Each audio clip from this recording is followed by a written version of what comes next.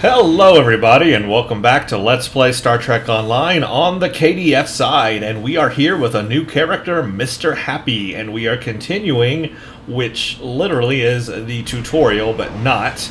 Technically it's not the tutorial, but these missions are still very tutorial oriented.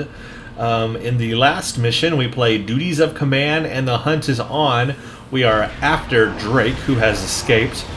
And now it's time to play the next new mission in the KDF, and that is Space Chase.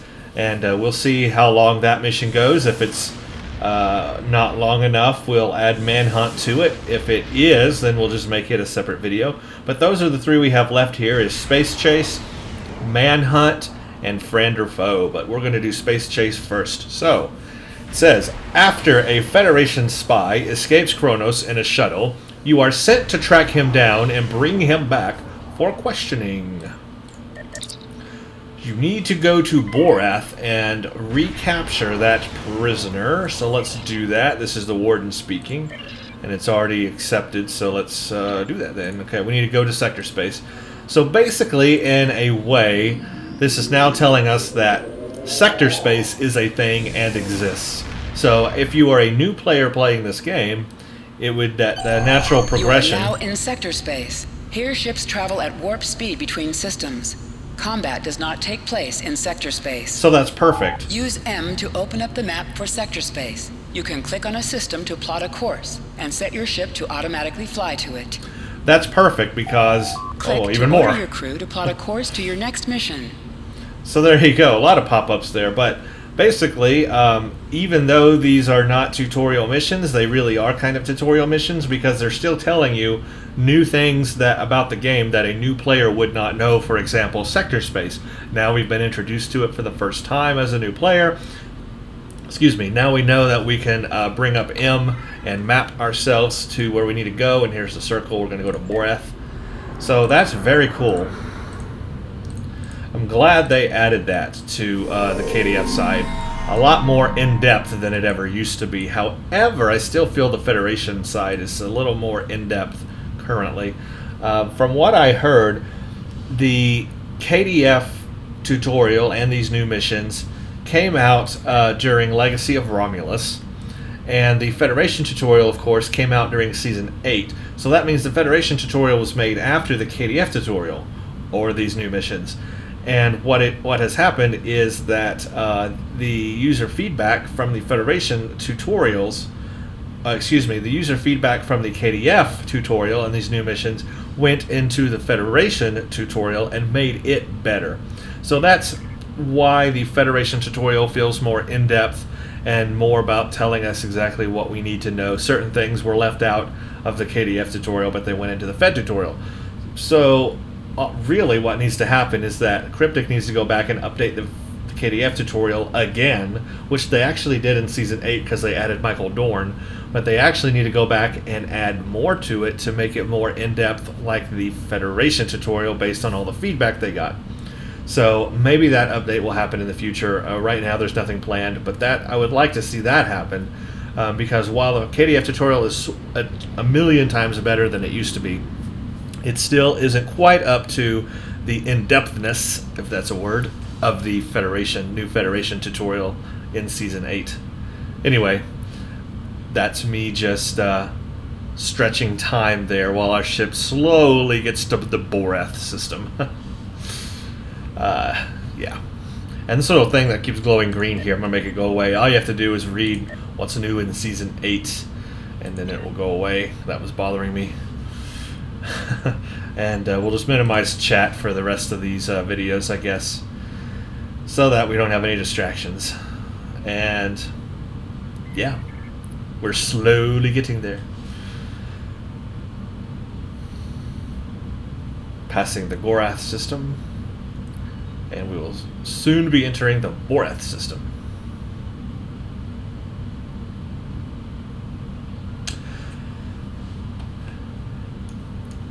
At warp 5. Alright, continue Space Chase.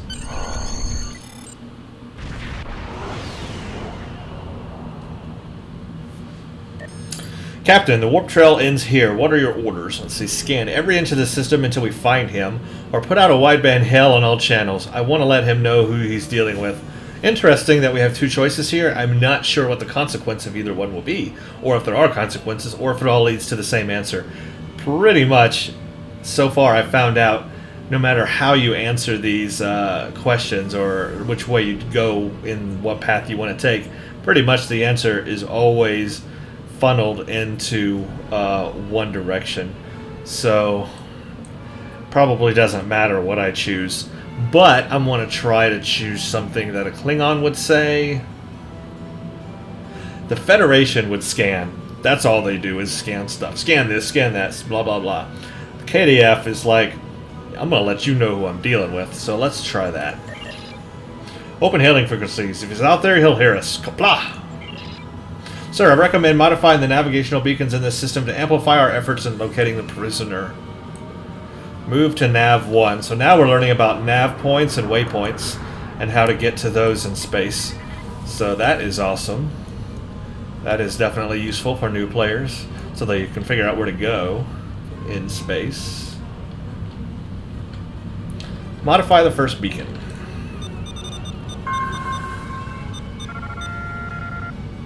Bacon. I seriously just almost said bacon modified. Oh, bacon is modified. Nothing yet. We should modify another bacon. Bacon for all.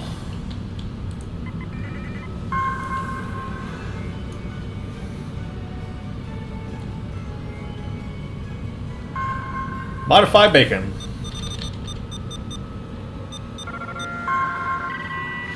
Got him! Establishing a communication link. Hail Federation prisoner. You? I am impressed. I thought Doran was the right choice for command, but apparently even I can be wrong. The KDF will do well with you in their ranks. You have the tenacity of a rabid dog. Cut the flattery and out your engines. You are going back to Kronos with me. As much as I might deserve to rot in a Klingon jail cell and be interrogated to within an inch of my life on a daily basis, I have unfinished business. It's time I was going. I'll follow you to Earth itself if that's what it takes. I don't doubt that you would. However, I always have an escape plan. I've planted a tiny subroutine in all Starfleet computers. If any vessel arrives in the Boreth system, their sensors will pick up distress beacons from dozens of destroyed Starfleet starships. In addition, when we started this conversation, I sent out a few false maydays from these phantom vessels. Ships are already responding. You've proven yourself to be a skilled warrior already, so I'm sure you know that Kalis said it was acceptable to lose a battle to save an empire, or a ship. I suggest you leave before Starfleet arrives. Sir, Federation ships are hailing us. Put them on screen. Klingon bird of prey. Power down your weapons and shields and prepare to be boarded. Your ship is the one violating Klingon space. You should surrender. Our sensors are detecting several Federation distress beacons in this area. This trap is obviously your handiwork. Surrender now, or we will be forced to open fire. So I can respond with two answers. Distress beacons. I don't detect any distress beacons. Check your sensors again, Starfleet Patak. Or if you want distress beacons, I suggest you prepare to activate your own battle stations. Oh yeah! Defeat some Federation ships. Sounds like fun. My buttons. I have no buttons. Warning. Ship is under attack.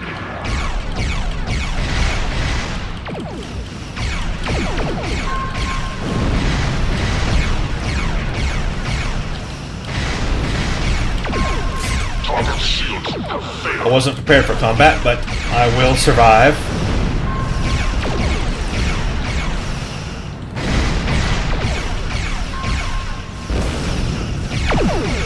And they will die in glory and honor and all that stuff. Target shields have failed.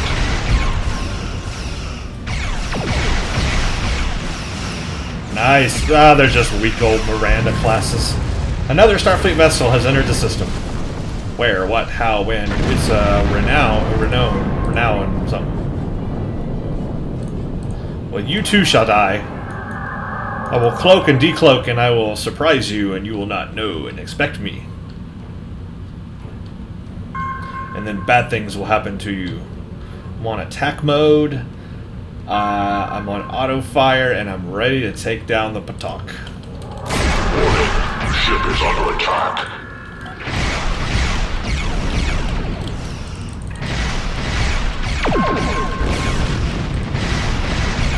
Target shields have I failed. don't know why I did that, but I did. Huh. Looks like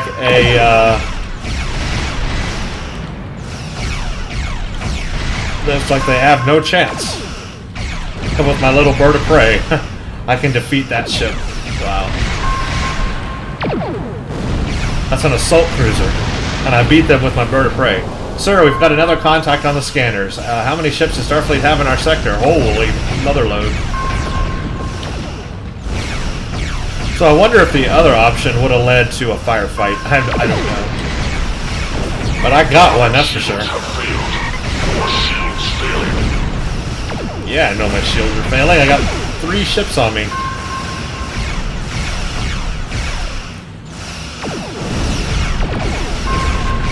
Come on, come on. Destroy, destroy, die, die, blow up. Yes. Time for you now. Get out of the way of explosion. Come around and fire. Fire in their rear.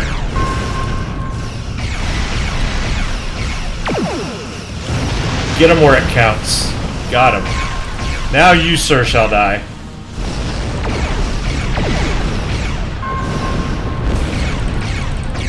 Target shields have failed. And we win. Can be Heck turned yeah. remotely. Click the icon next to the mission to report to the contact and turn in the mission. We're ready to leave the system on your command. Most missions can, yeah, blah, blah, blah. We know they can be turned in that way. Okay, let's leave system. Kapla! And that is how the Klingons do it. Nice. That was a nice little mission. Wasn't much. Go to a system, talk to the person, he escapes, blow up some Fed ships, and call it a day. Now we get to Hell It is KDF. unfortunate that the prisoner has eluded your search. That said, you did uncover a Federation spy nest in the heart of First City. We've deciphered their infiltration techniques and are cracking down on their spy network within the Empire. One of my prison guards was impressed with your tenacity and asked to be reassigned to your crew. You would be wise to accept it. Nice, so we get another bridge officer. So we are quickly building up bridge officers on our ship just through these first few missions. That's very nice as well, so we don't have to worry about buying bridge officers to fill out our ship. Gorn Science Officer candidate. Nice. Shield Array Mark II with disruptor damage resistance. That's nice. And then we get an overcharged warp core as well, so we get a better warp core to use than the standard one. That's nice too. +5 to auxiliary power, +5 maximum auxiliary power. So this is good if you're a science ship, honestly. That's going to be really good auxiliary power. +5 to batteries. I don't use batteries. I guess people that use batteries it would be useful for, but really that warp core would be real nice on a science ship at this level if you were going to level a science ship. Anyway, let's take that. Congratulations, Lieutenant. I'm now Lieutenant 6, and we have another mission. We'll do that in a second. So let's close that. We got everything we needed, of course. What else did we get? The bridge officer. Now, I have not assigned any of these bridge officers yet. As you can see, my stations are actually full right now. Oh, okay, because I just got that one bridge officer. It looked like he auto-assigned to my ship and auto-assigned himself to the Universal Station. They're all Universal Stations, actually.